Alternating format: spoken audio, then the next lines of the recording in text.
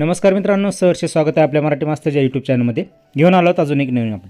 मित्रांनो, ऐन शिक्षक दिनाच्या दिवशी म्हणजे 5 सप्टेंबर 2024 रोजी शासनाने एक शासन निर्णय काढला, ज्या अंतर्गत 20 व 20 पटापेक्षा कमी विद्यार्थी संख्या असलेल्या शाळांमध्ये कंत्राटी शिक्षक भरती केली जाणार होती. आणि त्याचाच विरोध करण्यात आल्यानंतर शासनाने थोड्या दिवसामध्ये त्याच्यामधील जी संख्या आहे, पटाची संख्या, त्यामध्ये 10 व 10पेक्षा कमी पटसंख्या असलेल्या शाळांमधील एक शिक्षक कायम व दुसरा शिक्षक कंत्राटी म्हणून नेमणूक करण्यात येणार असल्याबाबत शासन निर्णय काढला होता. हा सुद्धा वादाच्या भोवऱ्यात अडकल्यानंतर याला बऱ्याचशा संघटना असतील किंवा शिक्षक संवर्गातून बऱ्याचशा मोठ्या प्रमाणात विरोध झाला होता.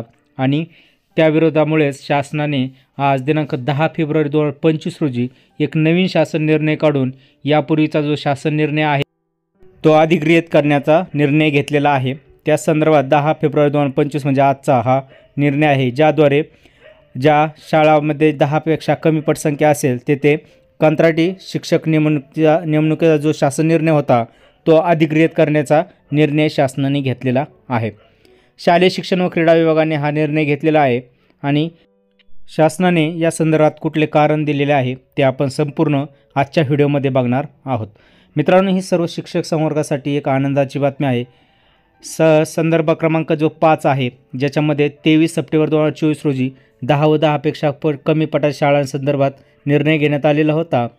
तो शासन निर्णयान्वये संदर्भ क्रमांक 4 येथील शासन निर्णय अधिक्रमित करून स्थानिक स्वराज्य संस्थांच्या राज्यात 10 व 10पेक्षा कमी पटसंख्या असलेल्या शाळांमध्ये डी.एड. बी.एड. अर्हताधारक बेरोजगार उमेदवारांना कंत्राटी तत्त्वावर नियुक्ती देण्यास मान्यता प्रदान करण्यात आली होती. वस्तुतः नियमित शिक्षकांच्या नियुक्तीपर्यंत विद्यार्थ्यांचे शैक्षणिक नुकसान होऊ नये यास्तव ही तात्पुरती व्यवस्था करण्यात आली होती.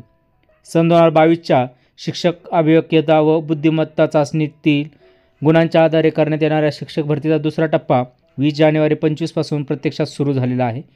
त्यामुळे आवश्यक अर्हताधारक व पात्र शिक्षक नियमित तत्त्वावर उपलब्ध होणार असल्यामुळे ही वस्तुस्थिती विचारात घेऊन संदर्भ क्रमांक 4 व 5 येथील शासन निर्णय अधिक्रमित करण्याची बाब शासनाच्या विचाराधीन होती. 23 सप्टेंबरचा आणि त्यापूर्वीचा 5 सप्टेंबर 2024 रोजीचा शासन निर्णय शासन अधिग्रहित करत आहे. काय शासन निर्णय झालेला आहे बघू.